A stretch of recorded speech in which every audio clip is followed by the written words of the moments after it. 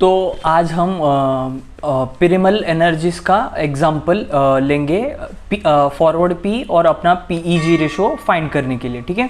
क्योंकि ये एग्जाम्पल क्यों मैं ले रहा हूँ, क्योंकि इससे पहले जो मैंने ना वीडियो बनाया था तो पिरामिड एनर्जीज पे बनाया था, तो उसका रेवेन्यू, उसके बाद नेट प्रॉफिट तो कंपनी के बारे में मैं जानता हूँ, तो ओवरऑल वो हो जाएगा, ठीक है। ये कोई रिकमेंडेशन नहीं है, बट एक एग्जाम्पल की तरफ ले रहा हूँ मैं, ठीक है। अब जो फॉरवर्ड पी है ना, तो ये इसका मीनिंग क्या है, मतलब एक एग्जांपल की समझ लेते हैं कि इसका यूज़ क्या है, ठीक है। समझ लेते हैं एक बेकरी है, एक बेकरी में एक कुकी मिल रहा है 1 रुपीज़ का, ठीक है। अब है ना, आप जाओगे वहाँ पे और उसी 1 रुपीज़ के कुकी के लिए ना, तो आप 55 रुपीज़ पे कर रहे हो। मतलब क्या कि प्रीमियम पे कर रहे हो 55 रुपीज़ का अभी। तो ये क्यों कर रहे हो आप? क्योंकि है ना, आपको क्या लगता है कि फ्यूचर में जाके ये 1 रुपीज़ का जो कुकी है, ये आगे जाके 1 रुपीज़ का नहीं रहेगा, ये बढ़ेगा, इसका प्राइस बढ़ेगा, ठीक है। तो मतलब आपने जो 55 रुपीज़ जो प्रीमियम पे किया है, जैसे कि वॉच, मतलब आप एक प्रीमियम वॉच लेते हो, ठीक है, राडो का, रोलेक्स का, ठीक है। ये इन्वेस्टमेंट टाइप है, आप प्रीमियम पे कर रहे हो, क्यों? आपको लगता है कि आगे जाके इसका प्राइस बढ़ेगा, ठीक है। तो वैसे ही फॉरवर्ड पी का जो मीनिंग रहता है, तो वो रहता है, वो इसलिए कैलकुलेट किया जाता है कि आप ये देखते हो कि आगे जाके मैं अभी इतना प्रीमियम पे कर रहा हूँ कि आगे जाके ये कंपनी का ग्रोथ होगा। मतलब आप जो नंबर निकलेगा, तो उस नंबर से आप ये देखोगे कि जो ग्रोथ हो रहा है कंपनी का, तो ये नंबर फेयर वैल्यू है कि मतलब कंपनी अभी ओवर वैल्यूड है, फेयर वैल्यू है या अंडर वैल्यूड है, ठीक है। इस नंबर से आप एक अंदाजा लगा सकते हो, ठीक है। अब डिस्कस करते हैं कि फॉरवर्ड पी कैसे निकालते हैं, ठीक है। फॉरवर्ड पी निकालने के लिए क्या लगता है हमें, जो अब जो मैं नंबर यूज़ करने वाला हूँ, ठीक है, ये प्रिसाइज नंबर रहेंगे। मैं एक कैलकुलेशन साइड में रख दूंगा, ठीक है, तो आप उधर देख लो, इसलिए मैं पढ़ूंगा, ठीक है, नंबर्स, क्योंकि ये एग्जैक्ट नंबर्स हैं। तो जो हमें जो फॉरवर्ड पी निकालना होता है, तो हमें क्या करना पड़ता है, market cap divided by net profit. अब जो इसका जो Q1 FY25 का जो नेट प्रॉफिट था, ठीक है, हमें उसको एनुअलाइज करना पड़ता है। एनुअलाइज मतलब क्या, अभी इस कंपनी का जो प्रॉफिट था, ये था 231 करोड़ का, ठीक है। अब हम उसको 231 मल्टीप्लाइड बाय 4, तो ये समथिंग राउंड फिगर नंबर ले रहा हूं मैं, ठीक है, लेकिन आपको ये एग्जैक्ट नंबर उधर दिख रहे हैं, ठीक है। तो उसका जो राउंड फिगर नंबर आ रहा है, तो ये 900 लिया है मैंने, ठीक है। अब हमें क्या करना है कि जो मार्केट कैप है कंपनी का, जो है 51,000 करोड़ का, ठीक है, तो उसको डिवाइडेड बाय जो ये नंबर आ रहा है, जो नेट प्रॉफिट है, ठीक है, जो क्वार्टरली का जो नेट प्रॉफिट है, इनटू हमने 4 किया, तो उसका नंबर आया 900। अब 51,000 डिवाइडेड बाय 900, तो इसका जो फॉरवर्ड पी का नंबर आ रहा है, तो ये 55 आ रहा है, ठीक है। अब ये सिंपल मेट्रिक क्या है कि फॉरवर्ड पी मतलब, अब हम 55 रुपीज़, 1 रुपए की जो कुकी है, तो उसके लिए हम 55 रुपीज़ पे कर रहे हैं। तो आप ये समझ लो, ठीक है, अभी के लिए, ठीक है, अभी जो आज के लिए जो फॉरवर्ड पी है, तो वो 55 है। अब जो मतलब है ना, अगर आपको कैलकुलेशन समझ में नहीं आ रहा कि ये महंगा है या ओवर वैल्यूड है या वैल्यूड है या अंडर वैल्यूड है, तो आप क्या करो, इंडस्ट्री में और उसके जैसे प्लेयर रहेंगे, ठीक है, लेकिन उनका जो पेस ऑफ ग्रोथ है वो सिमिलर होना चाहिए, ठीक है। इसका 30 है, तो 25 अगर ले रहे हो आप, तो चल जाता है, 25, 26, 27, 28, इस अराउंड के फिगर पे ले लो। मतलब ये मत लो कि -2% से कंपनी का एक सेल्स ग्रोथ हो रहा है, तो आप उसका फॉरवर्ड पी और जो पिरामिड एनर्जीज है, तो उसका फॉरवर्ड पी का कंपैरिजन करोगे, तो आपको ओवरऑल जो नंबर दिखेंगे ना, तो ये इस पिरामिड एनर्जीज के जो नंबर है, ये हमें पी फॉरवर्ड पी है, तो ये हमेशा हाई लगेगा, क्योंकि इसका पेस ऑफ ग्रोथ ही कम है, तो उसका वो जो वैल्यूएशन है वो अंडर वैल्यूड ही रहेगा, ठीक है। आप कुछ भी नंबर निकालो फिर, ठीक है। अगर आपको ये प्रोसेस नहीं करना है, ठीक है, तो आप एक पीजी रेशो करके एक नंबर है, तो वो आप निकाल सकते हो, ठीक है।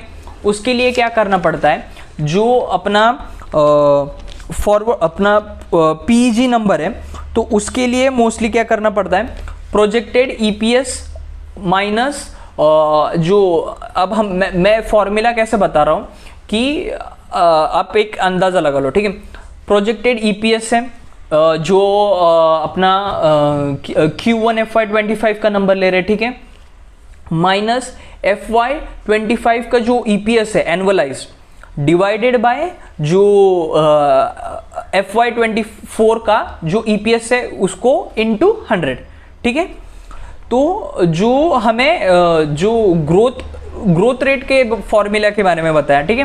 पीजी रेशो क्या रहता है, जो P ratio divided by EPS growth, ठीक है। ये जो पी रेशो है तो इसका फॉर्मूला है, ठीक है।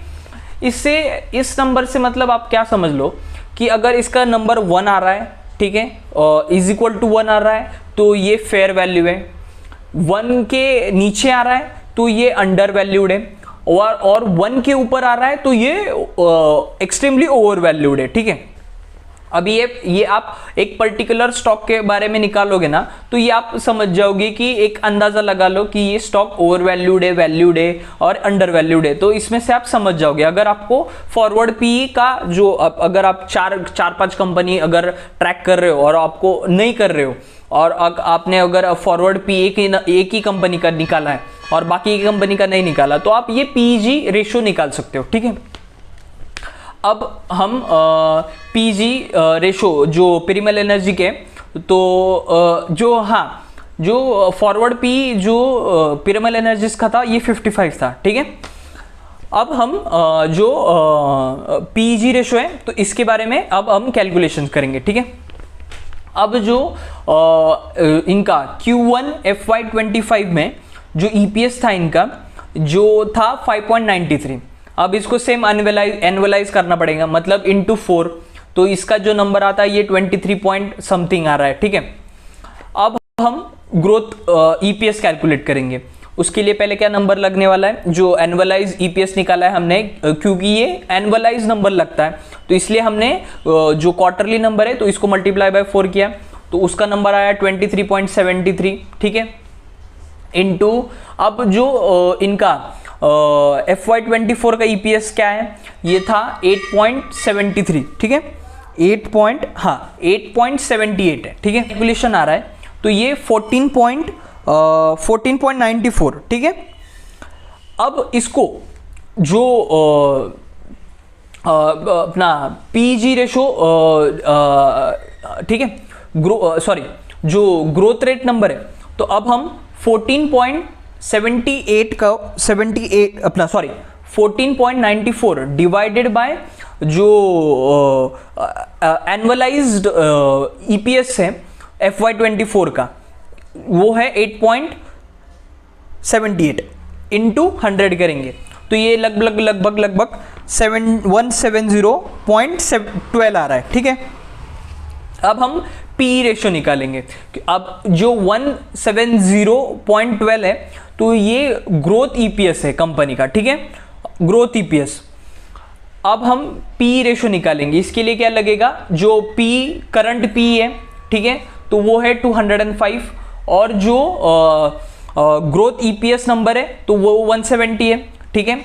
अब इसको अपना पी रेशो डिवाइडेड बाय जो ग्रोथ ईपीएस है, ठीक है, ये नंबर का जो कैलकुलेशन आ रहा है तो वो 1.21 आ रहा है, ठीक है, 1 पॉइंट समथिंग जो राउंड फिगर पकड़ लेते हैं लेकिन 1 के ऊपर है।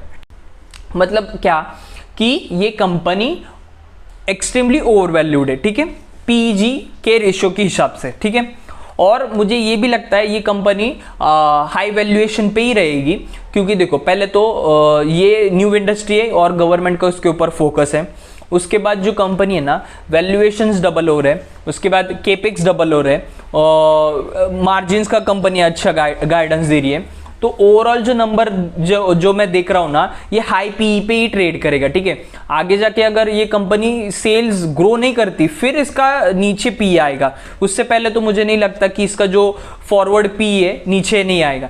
आगे जाके हम इसको ट्रैक करेंगे, बट ओवरऑल कंसेप्ट समझ लो कि जो पी फॉरवर्ड पी और जो पी रेशियो है, फॉरवर्ड पी का आप समझ लो ओवरऑल समराइज कर लेते हैं, market cap divided by net profit, और जो पीजी रेशो रहता है तो उसके लिए ना हमें जो करंट पी है डिवाइडेड बाय जो ग्रोथ ईपीएस है, वो ग्रोथ ईपीएस कैसे कैलकुलेट करना है वो बता दिया। तो ये जो नंबर आएगा तो आप देख लो, एक मतलब इज इक्वल टू एक बोला तो वो फेयर वैल्यू है, एक के अंडर रहेगा तो मतलब 0.8 रहेगा तो ये अंडर वैल्यूड स्टॉक है। मोस्टली 0.8 और 1 अगर रहेगा ना तो ये आपको बहुत पैसे कमा के देंगे, ठीक है। मतलब जो अंडर वैल्यूड, अब अंडर वैल्यूड का मीनिंग आप समझ लो, मतलब आगे जाके आपको अच्छा 2x 3x जो भी रहेगा तो वो देगा। फेयर वैल्यू मतलब आप कि अगर 1 नंबर रहेगा तो मतलब ओके, लेकिन अगर सेल्स ग्रोथ हो रहा है तो ये भी अच्छा रिवॉर्ड देगा। लेकिन 1 के ऊपर जो नंबर रहता है ना तो उसमें आपको कॉशियस रहना पड़ेगा। मतलब आप बहुत अंदर से कॉन्फिडेंट लग रहे हो तो फिर और ट्रैक भी कर रहे हो कंपनी को तो फिर आप बाय करो। लेकिन मैं अगर कहूँ आपसे, अगर 1 के ऊपर अगर 1 पॉइंट, अभी ये 21 नंबर आ रहा है तो ये जरा उसको वॉच करेंगे, आगे जाके कंपनी का क्वार्टरली रिजल्ट देखेंगे, अगर नंबर्स अगर अच्छे से आ रहे हैं फिर हम जाके इसको बाय करेंगे, ठीक है। एक क्वार्टर पे उसके कंपनी को जज नहीं करेंगे, आगे जाके जो कंपनी का अगले वाला जो क्वार्टर आएगा अगर वो सेल्स नंबर जो कंपनी कह रही है वो डिलीवर कर रही है तो फिर हम आगे जाके इसको बाय करने या सेल करने जो भी रहेगा। मैं कोई रिकमेंडेशन नहीं दे रहा, बट मैं एक आइडिया दे रहा हूँ कि आप उसको बाय करो या सेल करो जो भी रहेगा। तो बट आप एक ओवरऑल नंबर कैलकुलेट करो, ठीक है। अगर आपको कुछ नहीं आ रहा ना तो आप बस क्या करो, इसके जो current P, forward P, market cap, ठीक है, ईपीएस, अब क्वार्टरली और एनुअलाइज, ये 5 नंबर्स है ना, आप एक चैट जीटीपी या आपको जो एआई पसंद आ रहा है तो उसको दे दो, वो कैलकुलेट करके दे देगा। आप फिर एक रफली अंदाजा लगा लो कि अंडर वैल्यूड है, वैल्यूड है या ओवर वैल्यूड है, ठीक है। तो ये सबसे इजी मेथड है। लेकिन ओवरऑल जनरलाइज टर्म के लिए, मैं अंडरस्टैंडिंग के लिए एक एग्जांपल भी हो गया पिरामिड एनर्जीज का कि ये ओवर वैल्यूड है, ठीक है। और आप एक आइडिया भी लगा सकते हो कि आगे जाके फिर आपको कौन सा स्टॉक अगर ओवर वैल्यूड है तो कॉशियस रह के बाय करे या ना करे, ठीक है। तो आप वो एक आइडिया लगा सकते हो, ठीक है। और पी, फॉरवर्ड पी का भी आप मीनिंग समझ लो कि आप एक प्रीमियम प्राइस पे कर रहे हो आगे के ग्रोथ ट्रेजेक्टरी के लिए, ठीक है। जैसे कि आप इसका जो है केपेक्स, फिर रेवेन्यू का गाइडेंस दिया है उन्होंने कि 6,600 करोड़ का FY25 में करेंगे, मार्जिन 15% का इन्होंने कहा है कि ये मेंटेन करेंगे। मतलब आगे जाके इनका जो मार्जिन है ये 15 to 18% के बीच में मेंटेन करेंगे। तो ओवरऑल तो कंपनी ग्रोथ लग रही है, ग्रोथ दिख रहा है, लेकिन वैल्यूएशंस ठीक ठाक लगेंगे तो देखेंगे कंपनी को, ठीक है। अभी हम उसको आगे जाके ट्रैक करेंगे और देखेंगे ये क्या हो रहा है। अगर आपको कुछ डाउट होगा तो आप कमेंट डाउन कीजिए। Thank you.